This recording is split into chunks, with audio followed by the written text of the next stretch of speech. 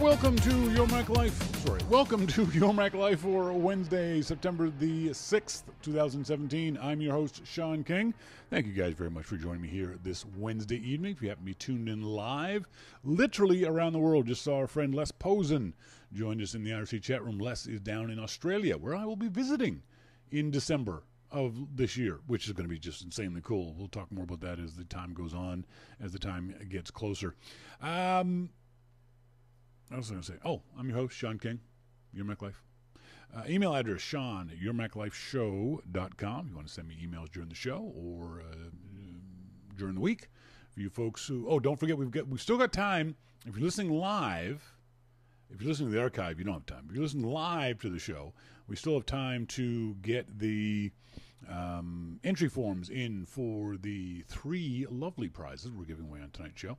Thanks to the nice folks at 12 South, at 12south.com. We're giving away 2 curves for your MacBook Pro.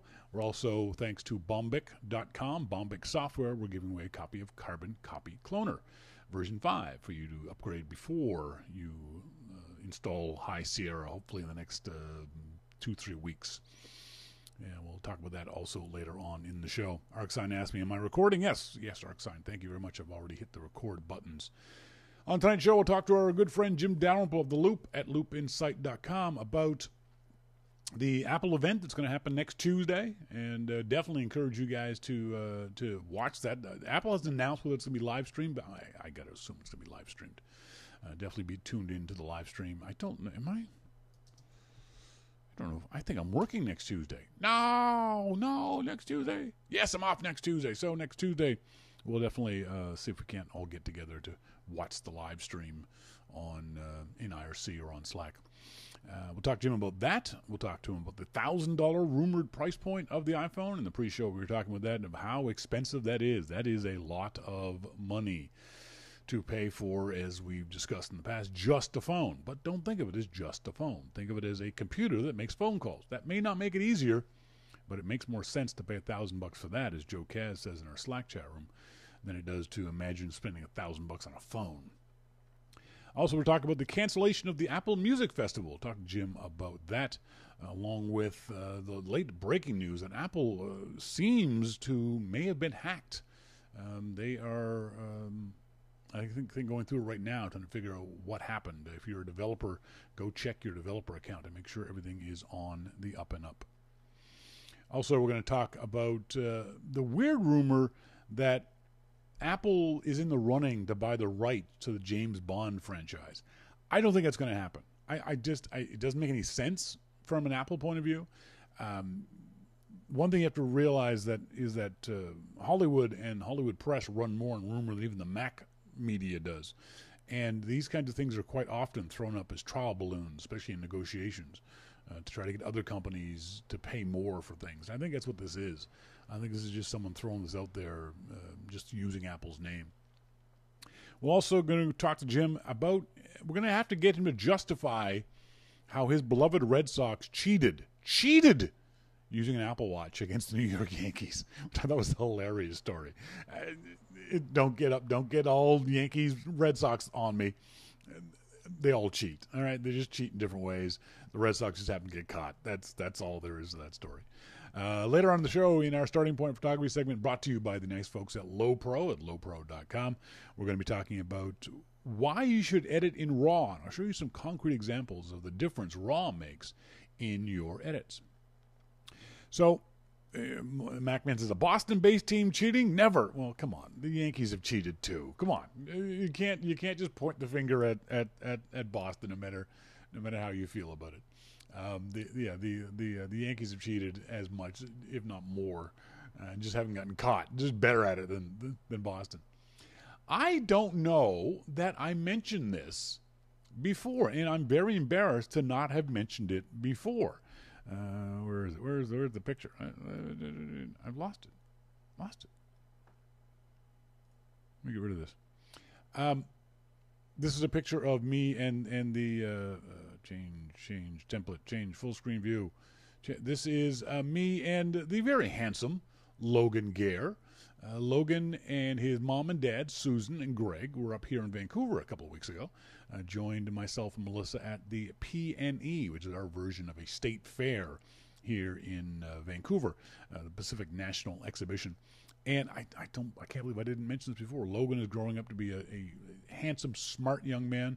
It was great seeing Greg again, and Susan doesn't look a day over 25, so it was fantastic to see those guys, and was so happy to have them come join us and hang out at our state fair. Logan went on a bunch of rides and played Nintendo games over and over again, and we had mini donuts, and we got to see the musical ride, and we had a good day. So, and they spent, I think they were up here for 2 or 3 weeks, and they went to Victoria, and they rode the ferry, and they had a blast. Hopefully they enjoyed their stay here in Vancouver. But my apologies for not mentioning the lovely Gare family previous to this, if I have completely forgotten that. So hopefully the Gares are back home safe and sound, and we'll see them in the chat room at some point in the very near future.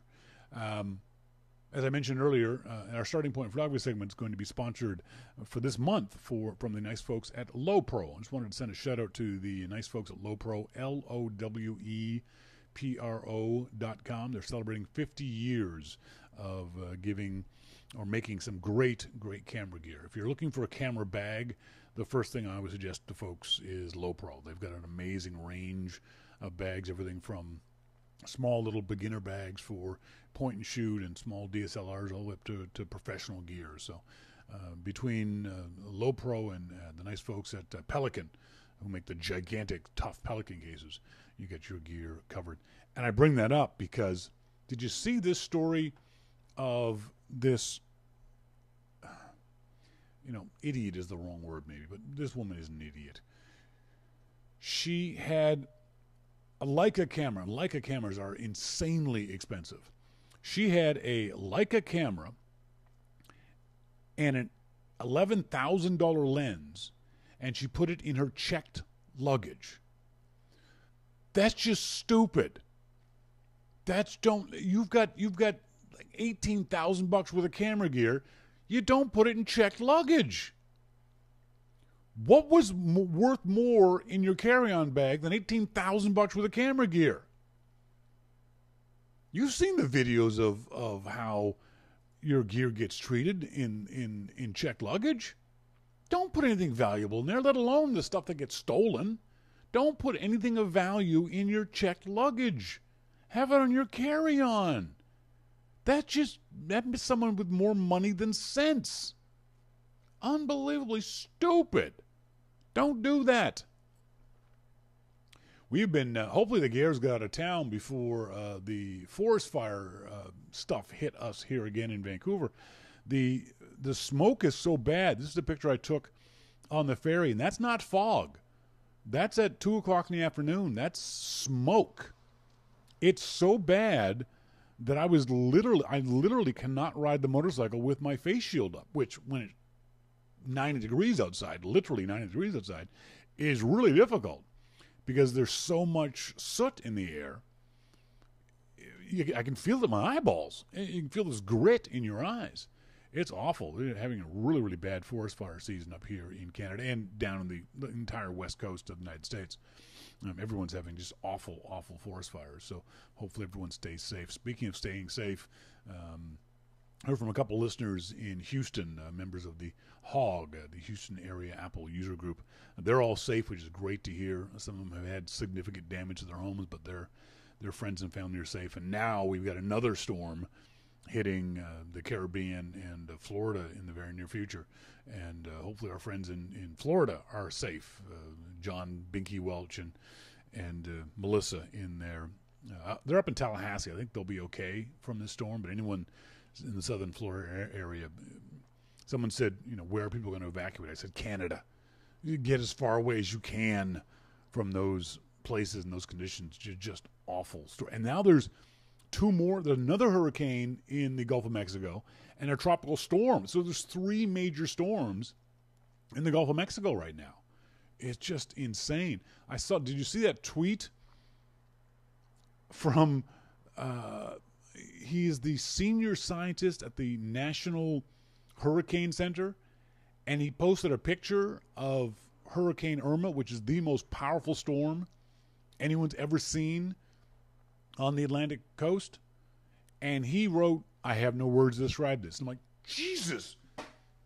If you can't figure, if this stuff scares you, it should terrify the rest of us.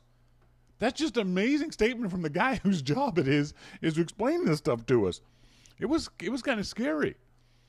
And then I posted that story on The Loop today about the flight, the Delta flight that went from New York to Puerto Rico and back again in the teeth of the storm. They actually flew, the story is Delta flight beats Hurricane Irma. These guys actually flew at the storm. And you can see the storm track on the story I posted to The Loop, which is just nuts. They actually flew through arms of the storm, which is just an amazing piece of luck and tracking and skill and just incredible. Amazing stuff. But I wouldn't have gotten on the flight getting out of New York, and I wouldn't have been happy. Well, you know what? The thing is that someone said that you wouldn't have been happy with the plane taking off, but you also wouldn't have been happy stuck in Puerto Rico. So, but it wasn't to evacuate people. It was the regular scheduled flight. It was the flight. The flight was on schedule. That's what they're supposed to be doing. Extra barf bags, yeah.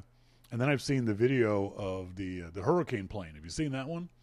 Of the scientists who fly into the hurricanes to get pictures and video and meteorological data. And those guys have got to have solid brass you-know-whats. Because I can't imagine taking off and saying, hey, you see that big storm over there? That's where we're going. Right into the teeth of that. The world's greatest storm in the history of the Atlantic seaboard? Yeah, we're going to fly into that. No thanks. Yeah, Mac Man says those guys are insane. It's like the storm chasers, folks who chase tornadoes in tornado alleys. It's just, I'll stick with the cold we have here in Canada. I'll stick with that. That's okay because I can get warm. But this kind of storms, and as people are saying in the IRC chat, this is only going to get worse. This is not a fluke. The storm that hit Houston, the storm that's going to hit Florida. These are so-called 500-year storms. Well, we had 2 in a week. So it's not going to get any better. So hopefully everyone in those areas, though, is as safe as they can be. And luckily, I think I saw a story that Irma hit, and the property damage was massive, but no loss of life reported so far. So thank goodness for that. Later on in the show, we're going to do our Starting Point Photography segment sponsored by LowPro. We're talking about editing in RAW, what RAW is and why you should edit in RAW. And I'll show you some really good examples of edits done in RAW, and I'll show you why you should do it. But up next, we're going to talk to our good friend Jim Dalrymple of The Loop about the Apple event that's going to happen next week. We're going to talk about James Bond and Apple, and we're also going to talk about whatever else pops into our little frenzied brains. All that and much more coming up. This is your Mac Life.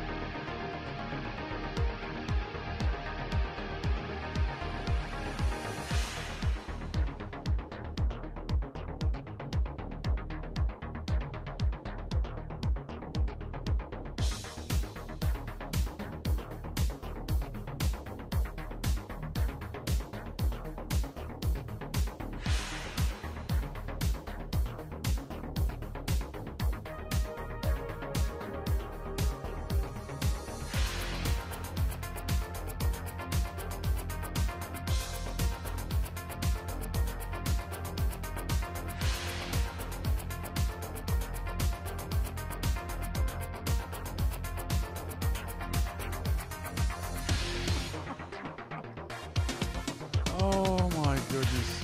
If you guys could only hear, if you guys could, Hey! Pass the beer. folks, welcome back. If you guys could have only heard what was going on during the break. As usual, Dalrymple is in a bar somewhere. What? I said, as usual, Dalrymple is in a bar somewhere. No, I'm not. Who told you that? You lying bastard. Okay, I got to figure it out. I'm good. Okay, tell the audience what you've got figured out. So, I was in a bar. Yes. And you called. Yes. And I just gotten a fresh beer. And we're trying to figure out a way that I could do the podcast and drink my beer. There's a hole in the wall, in the outside wall of this bar, but I need to like climb up a little fence in order to get to the hole. So there's somebody inside the bar that's going to pass me my drink through the hole when I climb up the fence. Folks, and people will find this funny, but this is what a Nova Scotian will do for a beer. Yeah. Nothing will deter us from getting our beer. Well, and to be clear, I have some good friends that are helping me here. So, well, of course, anyone who hands you a beer is a good friend. Well, yeah, that's what I'm saying. Yeah, it just goes without saying. They're on the other side of the hole in the bar, passing it through. Whenever I climb up and stick my head through the hole. Oh, Lord.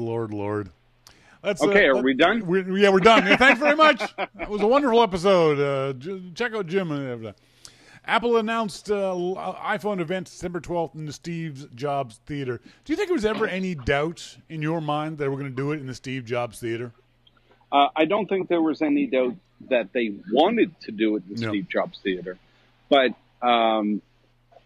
there's always a doubt whether they could make that happen. But apparently they can. This is a big anniversary iPhone. It's going to be a big product launch, but beyond the product launch, it's going to be, the launch of really the campus as well. Yep. So, I have no doubt that they wanted to make that happen. Whether they could or not was up in the air. I think that there was no doubt regardless, even if the theater was half ready, even if you guys were walking over construction material, even if you guys were walking on planks through mud, no way. I think that it would have happened. I can't imagine Apple not doing it there. The 10th anniversary, the Steve Jobs Theater, it had to be there no matter what. I don't agree. Really? Interesting. Okay. It had to be an Apple thing. It had to be perfect. And I think the Steve Jobs Theater will be. Yeah. So, yeah. I think they would have put it off to make the first one there perfect. I think I'm actually looking forward to seeing more about the theater itself, if only because I'm more likely to get to the theater than I am to be able to spend $1,000 on an iPhone. I mean, I can fly to San Jose, sneak onto the Apple campus, and break into the Steve Jobs Theater for cheaper than a new iPhone. Well, we'll see. $1,000 is a lot of money to spend on an iPhone. Do you think that's out of line? Well, don't forget, though, if you buy an iPhone even now without a contract unlocked, you're going to be paying pretty close to that. Yeah, but if you pay on the contract, you're not paying that. But you're right. So all the prices that we've heard, we don't know what those prices are. I mean, to me, that says not in contract. Those are buy it outright prices. I think one of the things I found was kind of strange was the fact that there's one rumor that it'll be a minimum 64 gig iPhone, which makes perfect sense with the maximum of 512 gigabytes. But with a 64 gig at $1,000, a 256 gig for only $100 more, and a 512 gig for only $100 more than that. Those numbers seem too close, don't they?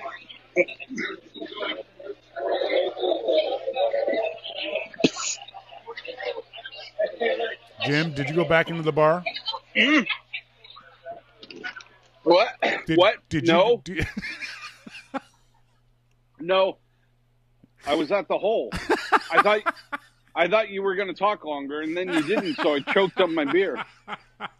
I was at the hole. Jim, is that a glory hole? Just checking. Just checking. It's a beer hole. All right. Don't make me say something I'll regret. Yeah, no kidding. But the pricing, the rumored pricing anyway, seems really, really tight. There's either two ways of looking at it. Either this is completely wrong, or Apple is really trying to encourage folks to spend that extra couple $100 and get the high-end model. Look, I think that Apple has a couple of choices here. One is to really innovate the way that they're making iPhones, and I think they're trying to do that. Now, in order to do that, it's going to cost a little bit more. I mean, we haven't seen this type of price increase for a number of years. So it's not like there's not going to be any other phones available. But if you want this phone, then you're going to have to pay a little bit more. Yeah. I still say under contract, 2 or 3 years or whatever the contracts are now, you're still going to be able to get a bit of a deal, and, that'll bring it down. Yeah. But I think availability is going to be a big issue as well. I think one of the things is it's going to be interesting to see how Apple either attempts or doesn't bother to convince people that $1,000 around that price point is going to be worth it. Because I don't think that they need to. Really? I really don't. Interesting. I just when have you ever seen Apple during a keynote try to convince people that this is worth it? Well, I don't think during the keynote, but I think possibly during in their advertising. I don't think that they will. No? Because it just seems like that would be a thing that Apple would do is try to soften the impact. Because initially, when you first think about it or talk about it with anybody, you think, wow, that's an awful lot of money. Yeah, you can justify it, and it will be worth it, I think, for a lot of folks. But initially, that first announcement, when Cook says it's going to cost this much, everyone's going to go, ooh, that's a little tough. I don't think so. Really?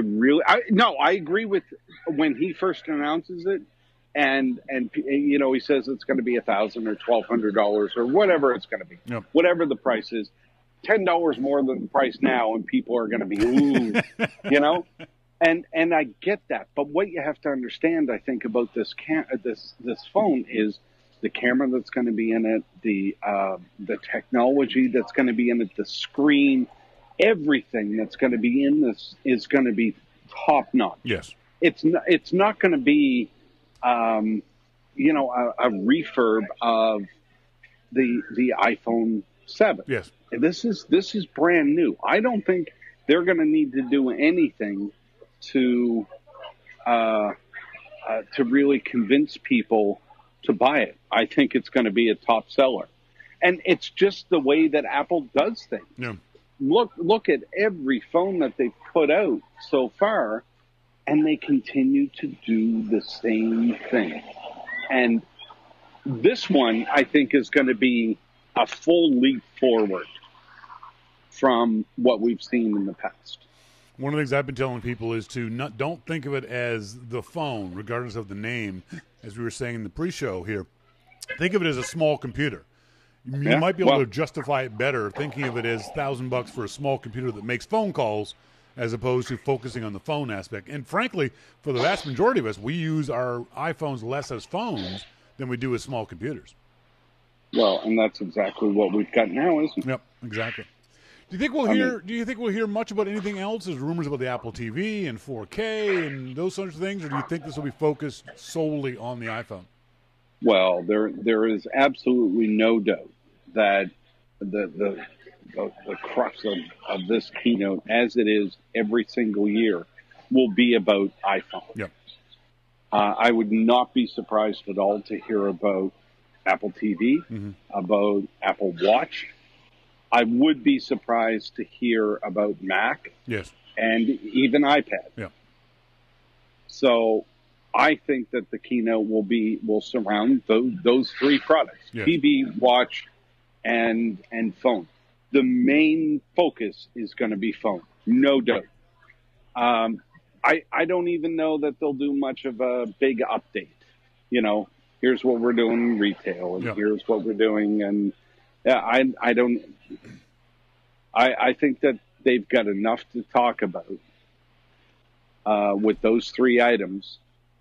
That's what it'll be about. I think we're going to hear release dates for iOS 11, for High Sierra as well too. No doubt, no doubt. So next week,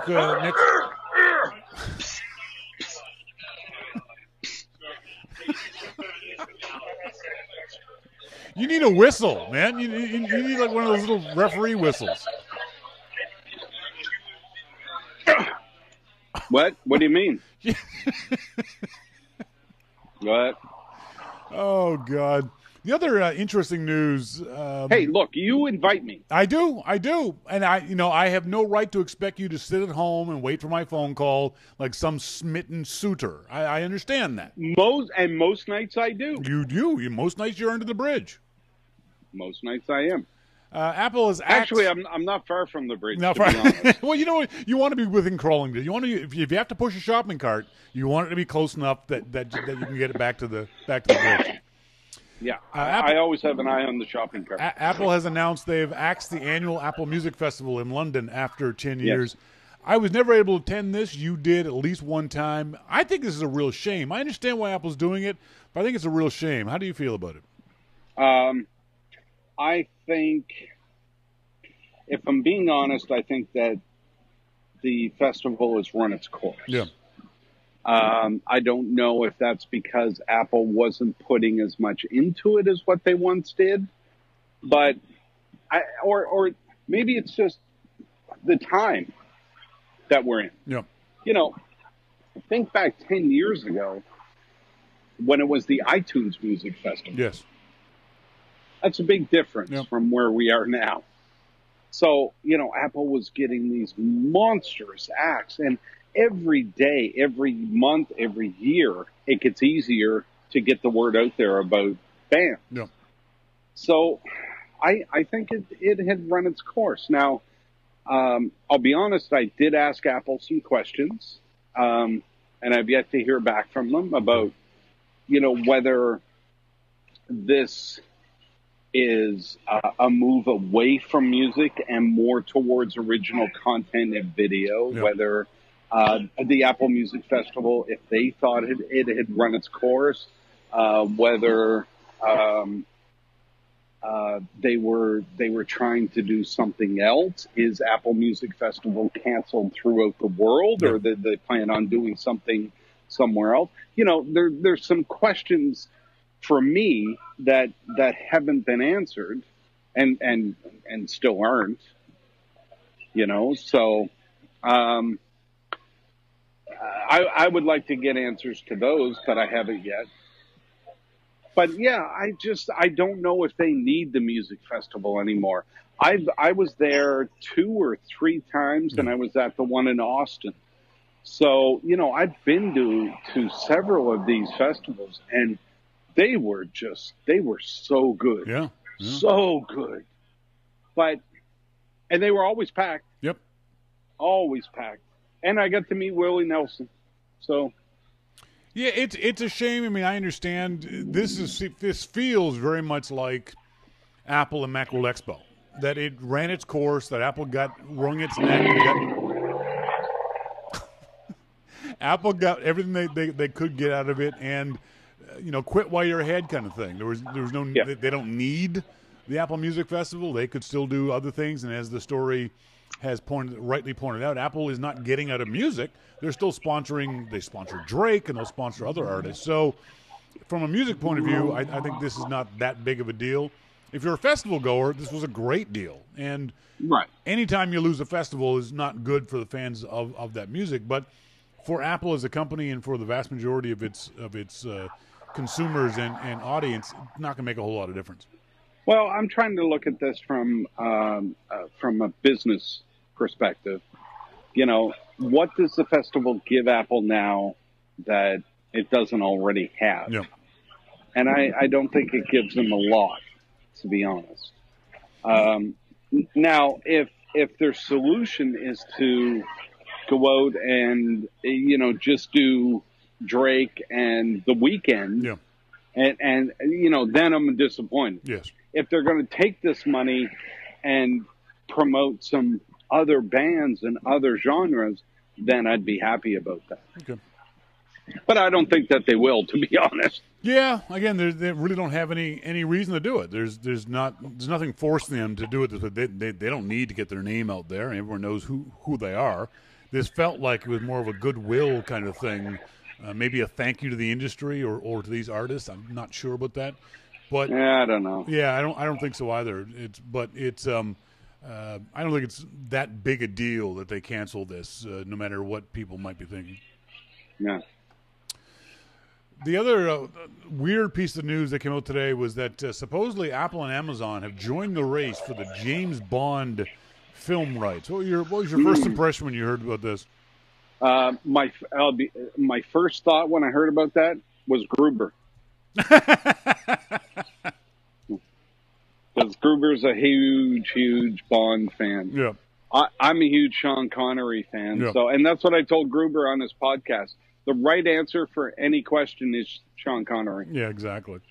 I got to say that I don't believe for a second that this is a real possibility. I think this is wishful thinking on the part of a lot of people in the Mac media, especially because you've got to understand that Hollywood runs on rumors even more than the Mac community does. And this, I think, is just a trial balloon. I think this is just someone trying to get Warner Brothers or MGM to bid more money because they think Big Bad Apple or Amazon has unlimited cash and will throw it at them. And this is, I think, just a way of trying to get these other companies, these serious companies, to spend more money. Well, and Big Bad Apple does have a lot of money, so. But I don't see them having any reason to do this. It doesn't make any sense for Apple to get into this field. And when they're talking about original content, this is not original content. This is the rights to a old, possibly tired franchise. That doesn't really make very much money. But it's probably one of the best franchises around. Is it really though? Well, it probably is. It probably is. What else is Halloween? Is that going to be the big print now? Well, there are other franchises that certainly make more money than the Bond franchise. The Harry Potter series obviously makes a shitload more money than James Bond does. According to the story that was from the Hollywood Reporter, that the James Bond franchise makes about $20 million a film, which is nothing for Hollywood. No, it must make more than that. Hollywood Reporter's wrong. No, it just makes you saying that, I got to climb up on the wall. It makes more money than that, but when it comes down to the profit, the actual net profit,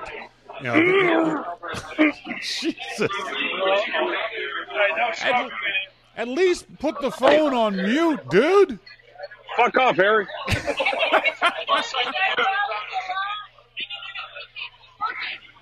Oh my God. To be officially legal, you gotta get your head inside. Hey, Harry, that's my seat. I'm coming back in for that.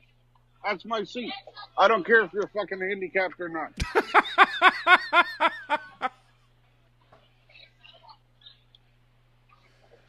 Oh my God, that's got to be the podcast line of the year. I don't care if you're fucking handicapped or not. I'll take it off mute now. You weren't on mute, dude. Harry is the funniest guy you ever meet. Oh, dear. He is, and he took my seat while I was out here with you. Harry's like, that Harry likes you when he starts to insult you every time he sees you. So I know you like me. So, right. Yeah. So Harry likes me because he insults me every time he sees me. No, the Bond franchise, according to what people are writing about it, they cost $200 million and they make $200 million, but that's not profit. That's money that goes back into paying off, the cost of the movie. They don't make a whole lot of money more than what they cost to make. But I think that the like Harry Potter franchise would probably cost more than what Apple was willing to pay. Yeah. But the Bond franchise has a certain, bond. Oh, certainly. Oh, no. There's no doubt about it. It's sexy and it'd make a lot of noise and be really, really a lot of fun. But the other aspect of it, too, is supposedly the rumor is this is going to be Daniel Craig's last Bond. So whoever buys the franchise is going to go find a whole new Bond anyway. Well, that could be me. I doubt it. You couldn't do the stunts. Could be. And you don't like martinis. Nah, that's true. They'd have to switch to Heineken like they did in the last film, which was the lead up to me taking over. No, they would switch to Appletinis. Damn.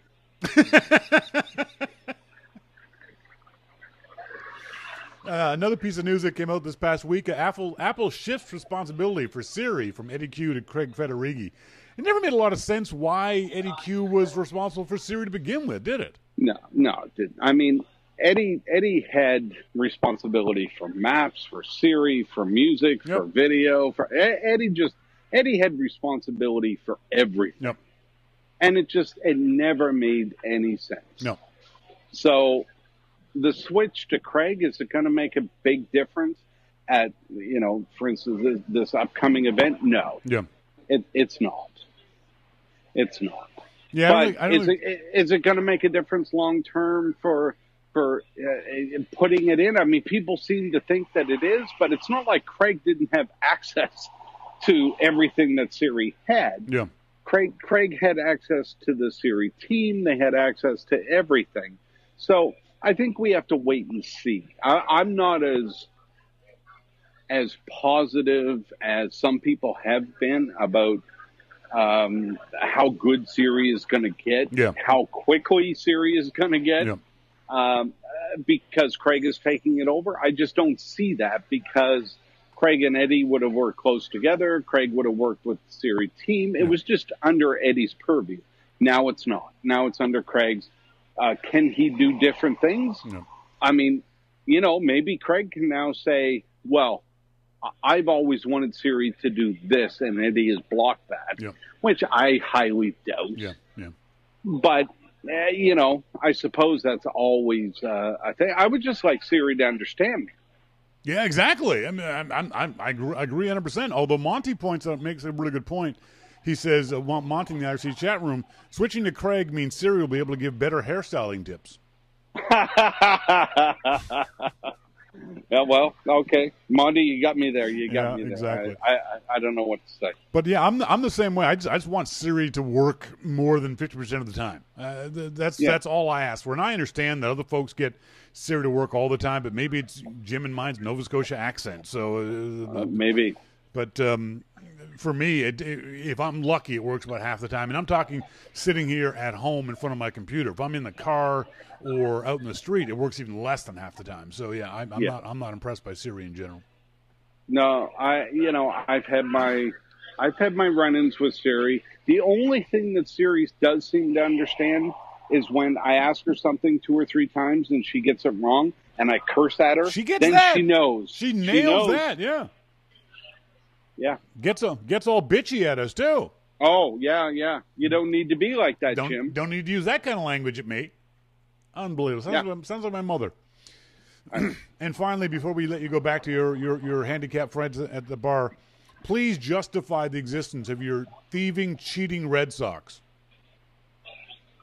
Well, first of all, I would like to say that all Boston teams are the best. Yeah, you made that point in the story in the Loop. Yeah. They are the best. Okay. And it figures that it's the Yankees that come out with this, they're cheating when they're not in first place, because the Red Sox are in first place, because the Red Sox are the best. Yes, All Boston teams. But Major League Baseball is going to take those 4 games away from them. No, they won't. No, they won't. No, they won't. Nothing will happen. There'll be a slap in the wrist. Nothing will happen. This is the kind of thing that goes on in baseball all the time. It just so happens that Boston got caught. And like I said, everybody else, including Gruber, don't get all high and mighty because the Yankees cheat just as much as Boston does. Who in baseball doesn't try to steal signals? Exactly. And you know what's funny? This afternoon I was watching an A's game. I just had it up on the TV while I was writing, and the whatever team the A's were playing accused them of stealing signals during the game, and some players get kicked out of the game, and the announcer said. These were, in between innings things, like in between periods. Yep. And the announcers there were old-time baseball players. And they said, of course they're trying to. That's what we always did, too. I mean, that's what everybody does. Well, what a lot of folks don't realize is stealing signs is not per se illegal. The act of stealing signs is not illegal. No. It's doing anything except using your eyeballs to do it. You can't use telescopes. You can't use binoculars. You can't use Apple Watches. But sign stealing. Did they do that? Yes, they admitted that they did it. Well, they admitted that there was some, things going on. I don't know that. They admitted they cheated. The Red Sox are in first place. So they still admitted they cheated. They don't need to cheat, especially over the Yankees. I mean, the Yankees suck balls. There's no cheat. And I will tell you that I actually texted Gruber that too. So... That's okay. The Red Sox will collapse in the playoffs like they always do. Well, there is no doubt about that. the same as my Bruins always do. That's they right. Collapse. Well, hey, and that's okay. At least your Bruins make the playoffs. My Canadians don't. So I got to give you props on that one, folks. We've been talking to Jim Dalrymple for the Loop at loopinsight.com outside a bar in San Francisco. Jim, thanks, buddy. Appreciate it. Thanks, Shawn. Talk to you later. Bye-bye. Bye. Oh my God. As I said in the Irish chat room, there's no other podcast where you can hear the host ask, no other Mac podcast where you can hear the host ask the guest, "Are you at a glory hole?" I mean, and Jim only does this to me. I don't know whether that's a good thing or not. You listen to Jim's other podcasts, and he's quiet and he's respectful, and the questions are good and the answers are good, and there's this wonderful back and forth. But with me, he's a dick. Oh, dear. Monty wants to know that is Shawn half off the screen for anyone else when he's in this split screen? Monty's been having this problem, and I don't know if it's just Monty, but I'm going to hang on a second. Let me open. So this is apparently what Monty sees when he opens up when I'm showing a split screen on the Google Hangouts. I'll just show this to you right here. So Monty sees, you see how that's split on both sides? I'm cut off. Does anyone else see that it's only half my face and only Jim's beard? If it's just Monty, then hell with it. But if it's everybody else, let me know so I can see if I can't fix the problem. So sorry about that, Monty. If it is just you, my apologies. Hopefully we can get it fixed. What do you guys think about? Mosquito says, I only see it when the browser window isn't tall enough. I do sometimes, but I think it's adjusting the window. P-Boost says YouTube shows it also. So try to open up your browser window, guys, if that's possible. Maybe that's what's going on. So the Apple Watch, let's assume the rumors are at least partially correct. And the base model Apple Watch, 64 gigabytes, which is still a fair good-sized storage space on the Apple Watch, is $1,000. How many of you, Dave D, I adjust the windows so Shawn disappears entirely. Screw you, Dave. How many of you would drop $1,000 cold hard cash in the currency of your country for the iPhone 8, knowing what you know now or knowing nothing about the next version of the Apple Watch, or sorry, the iPhone, will you buy the next iPhone at $1,000 base price? If there was some kind of payment plan up here in Canada, yes, that would be a no-brainer. That's one of the reasons why the payment plans are so popular. Is that rather than dropping $1,000, you give your local provider $50 a month. Even if I had $1,000, I don't know that I would spend it on an iPhone. If my iPhone 6, which is lovely, broken, but lovely. If, you know, when I say broken, I mean I've busted my screen a little bit up in the top corner, but it's still usable, still works fine. Given what we know about the iPhone 8, even if I had $1,000, I don't know that I'd buy one. It's going to be really, ask me the same question Tuesday at noon after we've seen what the new iPhone can do, and maybe my answer will be different. Email on air at yourmaclifeshow.com or Shawn at yourmaclifeshow.com. I don't know. I think I've gotten out. I'm past the sly point, which is what I call it because Sly lusts after everything. I no longer lust after everything Apple puts out. I don't know if that's maturity or poverty. It means, I don't know if it's because I've got the gear I need and want. I like the gear I need and want, or if it's just an acknowledgement of I can't afford the gear I want, or I have other things to spend that same amount of money on. So I like Apple's products, but I don't think that I'd lust after them anymore. I think that's what it is. I don't think I have to have it. I have to have it. I don't have that attitude anymore. I've got a great iMac, 27-inch Retina display iMac. I don't need or want another iMac. I've got a damn good iPhone. My iPad serves my purposes, even though it's 3 years old. Are you in the same boat? Have you maxed out what the Mac stuff that you have that you don't need to upgrade? No, I mean, if you need to upgrade because your phone's broken, or you've got the original iPad, or you've just got a MacBook Air, need more screen space, whatever it might be. But have you maxed out your Mac desire, your Apple desire? I can't think of any part of the rumors of the new iPhone 8 that make me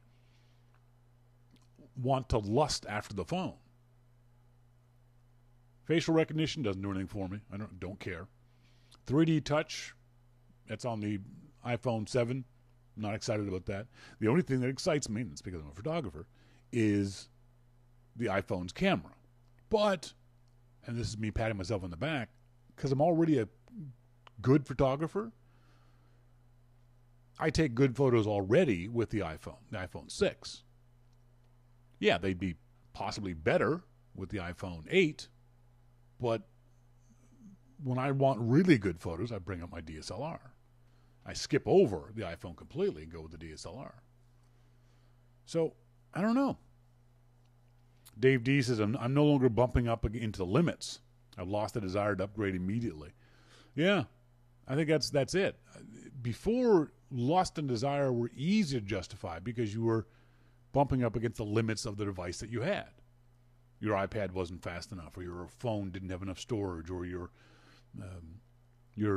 Mac laptop or iMac didn't have enough hard drive space, whatever it might be. So that was kind of made it easier to justify spending large amounts of money on this stuff.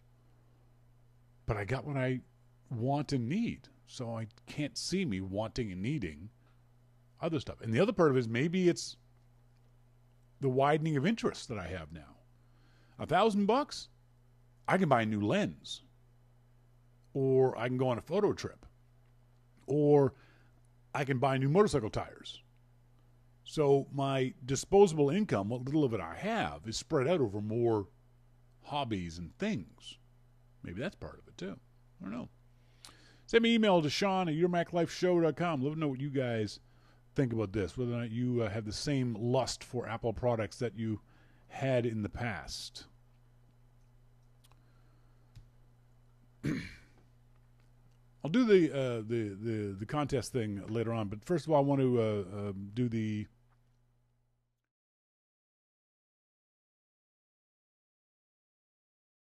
is brought to you by the nice folks at Lowepro, lowepro.com, Lowepro.com. I've been a big fan of the folks at Lowepro for at least 10 years. My first camera bag was a Lowepro, and as I'm thinking back, I'm trying to think of if I've carried my camera gear around in any other camera bag, and I realize I haven't.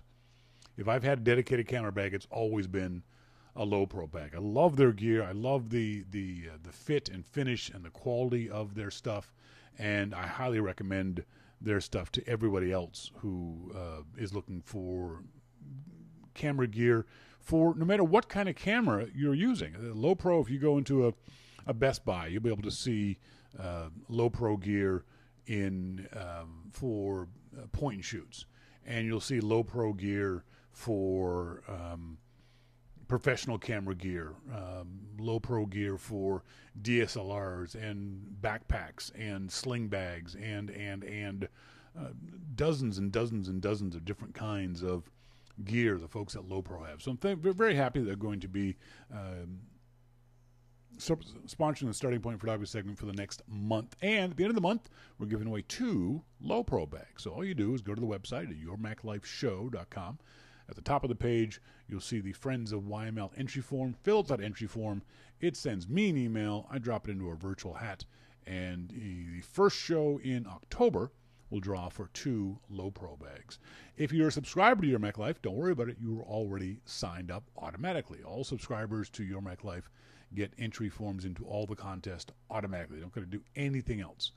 And if you subscribe at higher than the $2 amount, you get an additional entry form for every $2 over that. So 2, 4, 6, 8, 10, 12. So you can subscribe to Your Mac Life for $2, $5, $10, $15, whatever it is you so choose, and you get extra entry forms because of that. So please do that if you would like. I saw this great story about, excuse me, editing in RAW.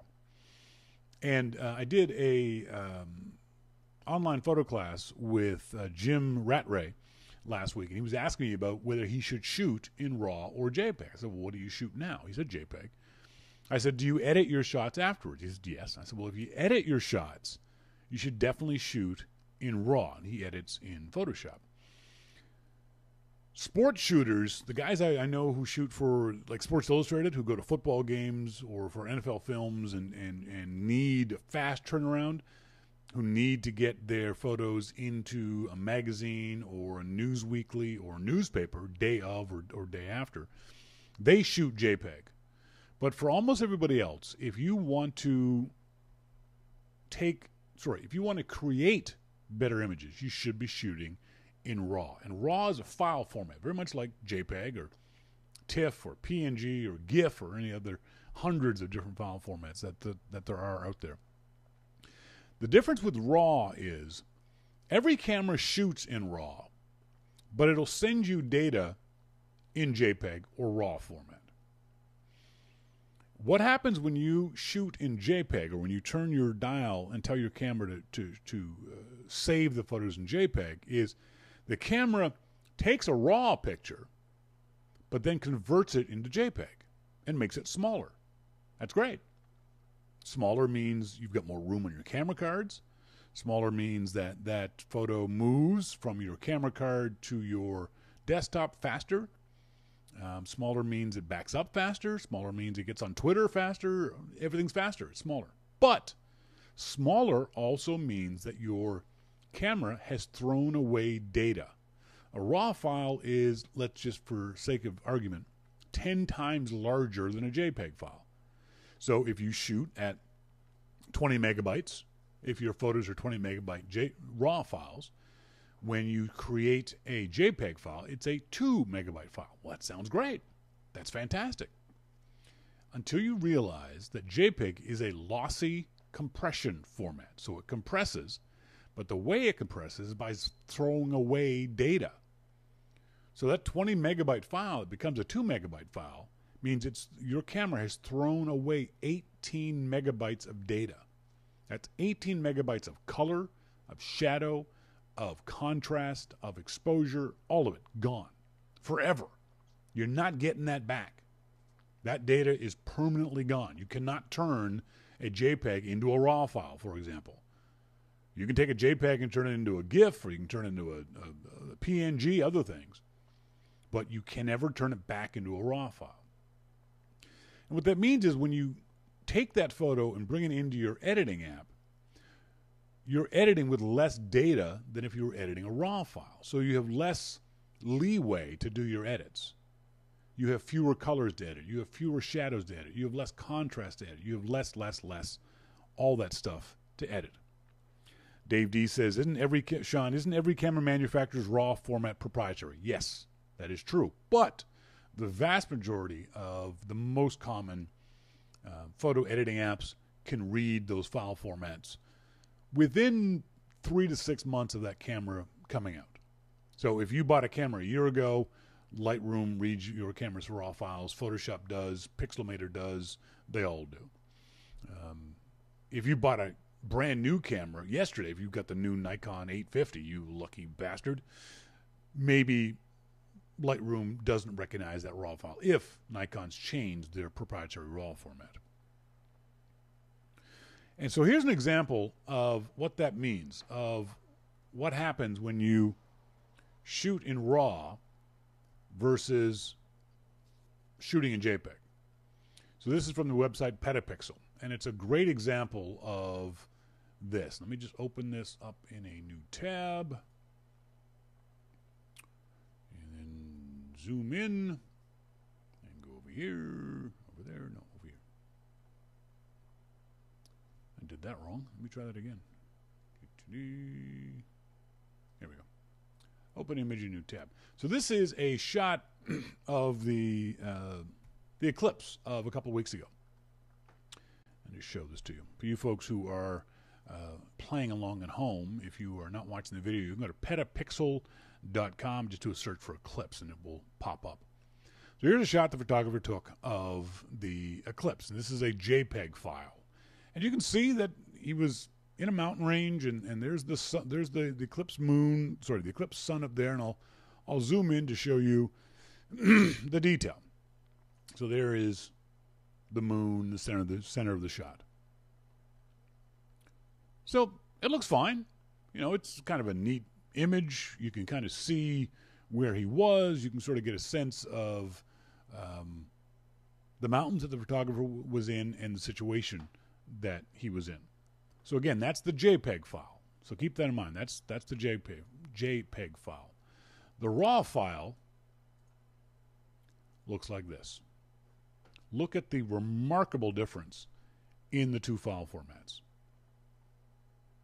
Now, this is the photographer saying, this is what I saw. This is not photoshopped. This is not, added clouds or in the valley or added color or anything else like that. This is what he saw. In particular, pay attention to the bottom section here. I'll show you the before shot. And there is no detail down here in the bottom of the image. You look at the RAW file and look at all the detail that was in the RAW file. JPEG file, RAW file. Huge difference. And I've seen this in my own shots. I've seen this fairly frequently where I have taken an image and I love the composition, but I look at it and it's just too dark. I've lost a lot of the detail in the shadows. And I think to myself, oh, crap. I don't delete those photos. I take those photos into Lightroom, and because I'm shooting in RAW, I'm able to adjust the exposure and the shadows and the highlights and the contrast and all that kind of stuff and bring up those details that I didn't see on the back of the camera. It makes a huge difference. The JPEG file that I showed you, you couldn't edit it to this level. It just would not come out. You could not capture, you could not grab and pull back so much of that detail in the shadows of the image. So it's really important. This is something I've been started to incorporate into my classes, that if you want, that half the work of a beautiful image is in the edit. That it's going to be very, very rare, if not impossible, for you to take a picture and have it be perfect from the back of the camera, whether it be the iPhone or whether it be a DSLR or a point and shoot. You almost always have to do some editing on the photo. You got to do something to the photo to make it pop, to make it a little bit better, to make it what you saw. MacMan in the IRC chat room says, I usually tell people to think of RAW files as negatives and JPEGs as prints. That's a great way of thinking about it. A print you can't change. A negative you can. Dave D says, also the sheer volume of RAW sizes fills the capture buffer that feeds the card faster. This limits the number of photos you can take in burst mode. True, but for a beginner photographer, I'd rather you learn how to edit in RAW than worry about high-speed burst mode. Because as a beginner, you don't need high-speed burst mode. You don't need 11 frames per second in RAW or even in JPEG. 3-4 frames per second? Yeah, you can do that easily in a Canon Rebel or a Nikon D3400. I think editing in RAW is more important than 11 frames per second. That's my personal opinion. That's what I tell beginners.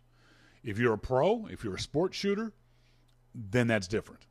That makes perfect sense that you would want to shoot in JPEG because of the high rate of speed. You can take a picture and get it dumped onto the camera's card. But for beginners, for the most part, it's not something they really need to give a lot of thought about. So when you can, shoot in RAW and learn to edit. It'll make a big, big difference to your photography in the long run. Trust me.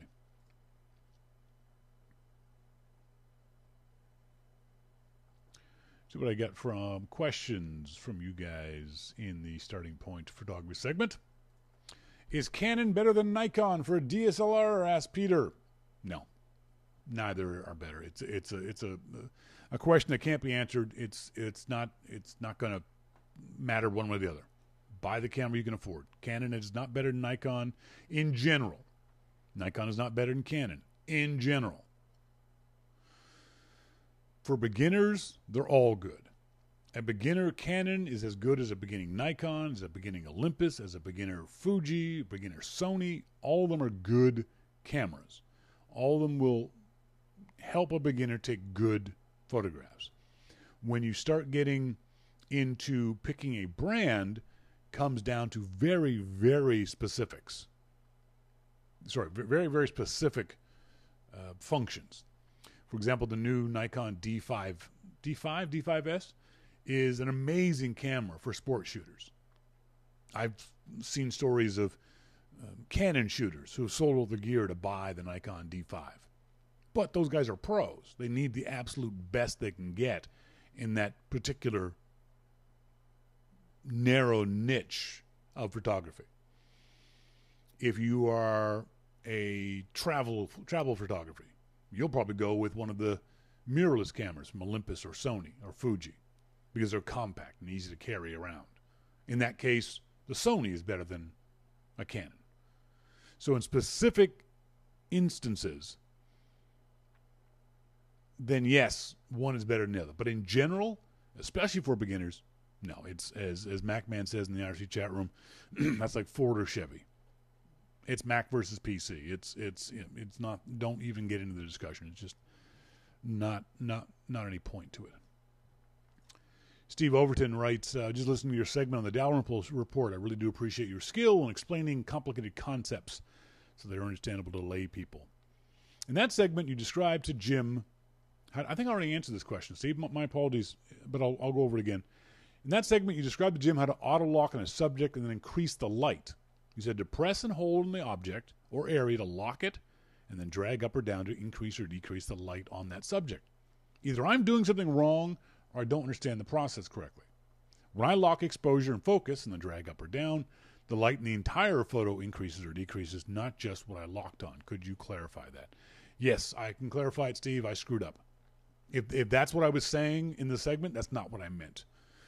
You can't, on the iPhone, with the iPhone app, tap and hold and then drag and drop the exposure, increase or decrease the exposure on the spot that you tapped.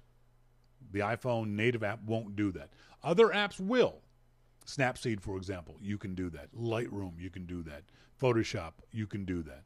But in the iPhone's app, when you're taking a picture, you can't do that. So what I would tell you to do is tap and hold, get the exposure right on the most important part of your subject, and then use other editing software, Snapseed or those sorts of things, to make the rest of the image to be the way you want it to be. My apologies, Steve, for the confusion of my response to Jim on the Dalrymple report.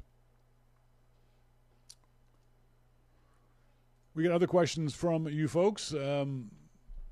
Scott Thrift in Australia says, hey, Shawn, just read an article that says Apple has canceled the iTunes Music Festival in favor of producing more original content. Have they lost their minds? The iTunes Festival has drawn huge crowds and positive feedback for the last 10 years. It's become a staple of the music scene in the UK and online. Why on earth would they cancel something that clearly works in favor of something that's proven at best to be a lackluster effort at second-rate star-driven production, i.e. Planet of the Craps apps? Well, why would they do that? I don't know. No one outside of Apple knows. But 10 years is a long time. 10 years is a long time for Apple to run that festival.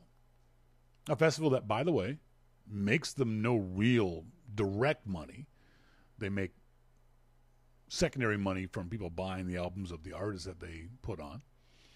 It cost them money, as a matter of fact, and maybe it cost them more money than it cost maybe it cost them more money to put the show on than it does they get from album sales. I doubt that, but it's a possibility. Maybe Apple simply has lost interest in this kind of promotion, this kind of festival. I don't know. I don't think it's a bad thing, though. It's disappointing. I'll definitely give you that. But I don't think overall that it hurts Apple or doesn't serve Apple's needs. That's just an opinion of mine. I wouldn't. I don't think it's as bad as we might think it is. Don Beck, donbeck.org said, just finished listening to your interview with Melissa. I want to go back down under. I mentioned that we went there a year and a half ago. Before we went, I contacted a square dance caller friend of mine, and the day after we landed in Sydney, he took us to the Blue Mountains. It was beautiful there. He's from Newcastle, but we never got there. We passed it on our drive from Sydney to Brisbane, and then from there we flew to Cairns to see the Great Barrier Reef. One place we enjoyed, it's a short 3 hours north of Newcastle, is Port Macquarie. I don't know if you'll wander that far north, but even though it's a bit touristy, we really enjoyed spending the evening there.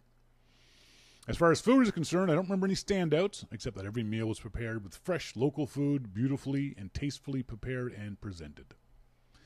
2 non-alcoholic drinks that we were introduced to and loved are iced coffee, Australian style, and flat whites. We have flat whites here in North America now. Iced coffee is somewhat of a cross between a North American iced coffee and a coffee milkshake. I indulge myself on occasion and make them at home. Flat whites are similar to lattes. We found, I'm bummed because I never did get to see either a koala or a kangaroo in the wild, but I did see a wallaby, although I think in New Zealand he was very cute.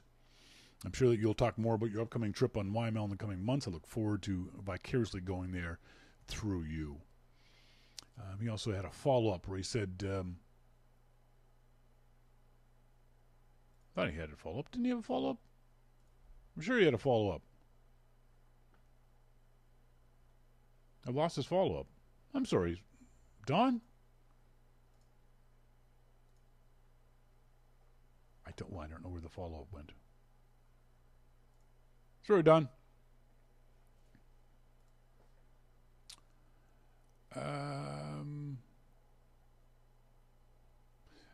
Don says, also, a year and a half ago, he and his wife went. Yes, I think I already mentioned that one. Also got an email from Jim Ratray. Thanks for giving me so much of your attention. He's actually considering bailing on Western Canada due to the fires, which is would be a real shame if he had to do that. So, the fires here in this area of the world have gotten very, very bad, both just from a fire point of view, property and homes and that sort of stuff burning, but it's also because here in Vancouver, the smoke haze has just been utterly incredible. It just, as I said earlier, it's been hard for me to ride the motorcycle because of the grit in the air. It's actually, you can see it in the air.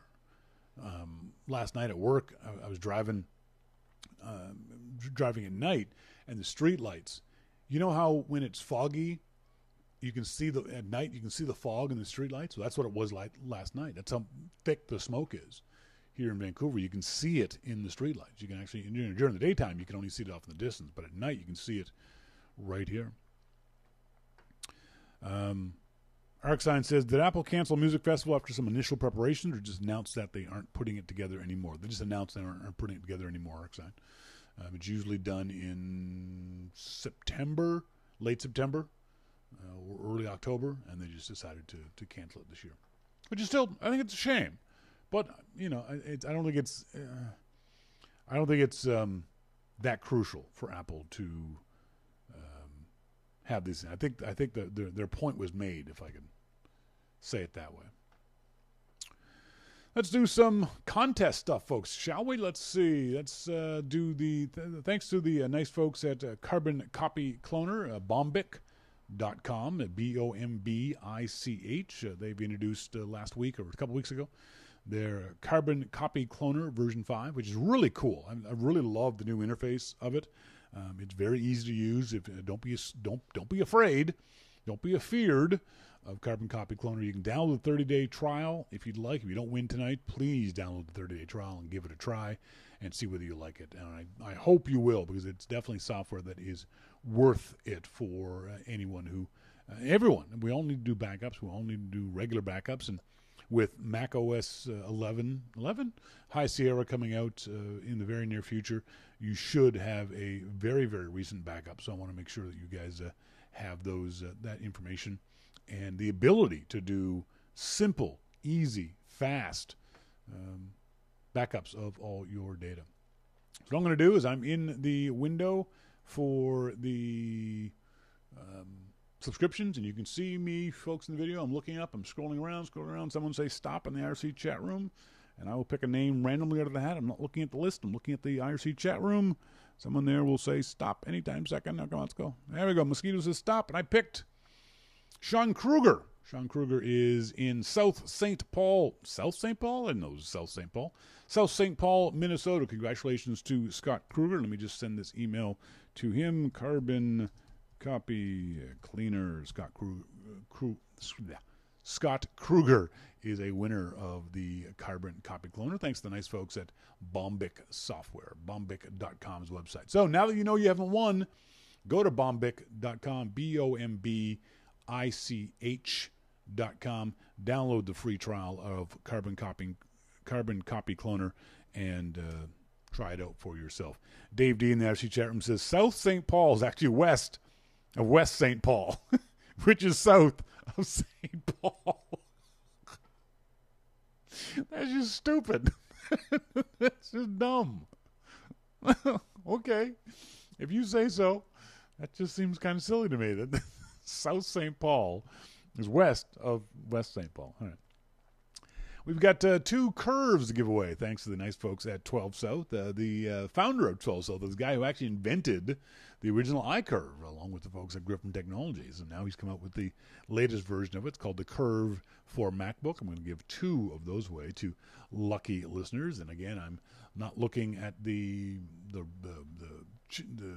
virtual hat, scrolling up and down. Someone say stop so I can stop scrolling, and I'm going to pick 2 names. Monty says stop. That's going to go out to Steve Overton, Future Fish. Steve, you won a Future Fish? I don't know what Future Fish is. Steve Overton has won a curve. Let me write this up. Curve from 12 South. So now I write that up so I know what prize these folks have won. Curve from 12 South, and there's that one, and that one. Okay, so it was Steve Overton. We've got one more curve to give away. I'm going to go up and down, and someone else say stop.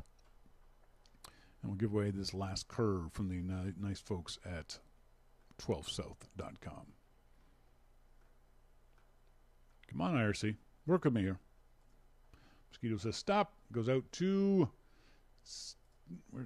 Philip Booth. Philip Booth. It doesn't say where Philip is. Southwest Bell. Philip Booth. That name, yeah, I know Philip. I was going to say, that name sounds familiar. Of course it sounds familiar. Philip, you have won a curve from the nice folks at 12 South. 12 South. There we go. I've got those three listed. Thanks very much to both Bombic Software, bombic.com, and Andrew Green and the folks at 12 South, 12south.com for letting me give stuff away on tonight's show. All through the month of September, our starting point for Dogwood segment is going to be brought to you by the nice folks at LowPro. LowPro is celebrating their 50th anniversary as a company, and they want us to celebrate with them. And in the first show in October, they're going to be giving away 2 of their LowPro bags. Your choice, I think. I think I'll check with them to make sure, but probably one of the sling bags, which I really, really like the sling bags. So send me an entry form. Go to the website at yourmaclifeshow.com. At the very top of the page, you can see YML entry form. Friends of YML entry form. Fill that entry form out. All you really need to do is send me an email entry form with a legitimate email. Don't do a fake email. I'm not going to sell your email address or use it for anything else other than the contest. Because that's how I'll get in touch with you at the end of the contest. So if you put a fake email address and I draw your name, you ain't going to win. So send me an email with a virtual contest. Send me a contest entry form with your email address. I'll drop it into a virtual hat, and we'll give 2 bags out to winners on the first show in October. Lowpro.com is the website. If you're a subscriber to Your Mac Life, you don't have to do anything. You're automatically subscribed to all of our contests. And if you subscribe for $2, $5, $10, $15 a month, whatever amount you so choose, you get extra entry forms for every $2 above the original $2. So if you subscribe for $5, you get 3 entry forms. $10, you get 6 entry forms, etc., etc., etc. So please do. Please do that. What other stories that I had up here ready for you guys? I think that's it. Any more emails? No more emails. That's it. Folks, I want to say thanks to you very much. Thank you guys very much for joining us. Thanks, as always, to our good friend Jim Dalrymple of The Loop at loopinsight.com. Thanks very much to 12 South at 12south.com. Bombic.com, Bombic Software, and lowpro.com for sponsoring the starting point for Dogwood segment. Until next week, as always, I've been Shawn King, and you've been listening to Your Mac Life. See ya!